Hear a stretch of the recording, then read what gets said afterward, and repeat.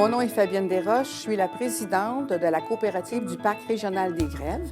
Alors, qu'est-ce que c'est le parc? Alors, c'est un milieu naturel qui offre des services récréotouristiques pour toutes les générations dans un contexte de développement durable et qui offre également des activités éducatives et de sensibilisation.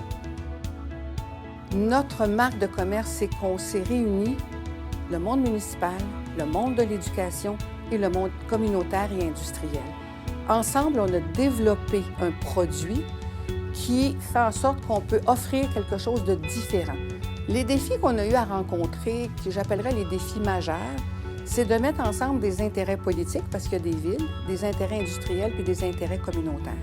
Donc, comment ces intérêts particuliers-là pouvaient être réconciliables dans un projet? La Technopole a eu un rôle de faire en sorte qu'on persiste, parce qu'on savait qu'on était en train de créer quelque chose en développement durable dans une région qui voulait se démarquer en écologie industrielle.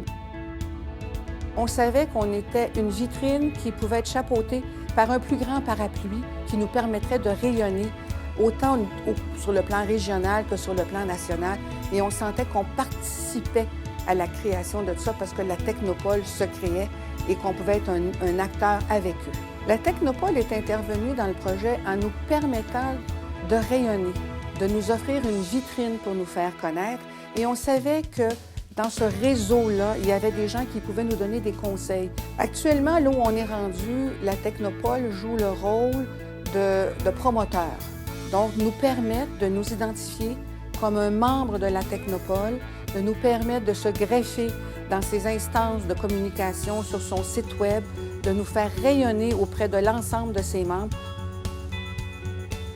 Un impact qu'on trouve très, très positif avec la Technopole, c'est de pouvoir nous permettre de se faire connaître à l'extérieur de notre région. Mais également, au niveau du déploiement national, le rayonnement de la Technopole va avoir un retour sur notre propre projet.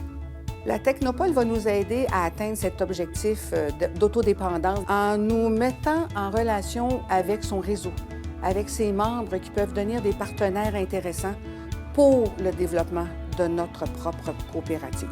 Un mot pour définir mon expérience avec la Technopole, ce serait rayonnement. Le message que je pourrais donner à ceux qui pourraient être de futurs utilisateurs, c'est vous voulez rayonner, vous voulez être reconnu, devenez membre de la Technopole. Avoir une Technopole en écologie industrielle dans la région, ça a un impact pour tout le monde.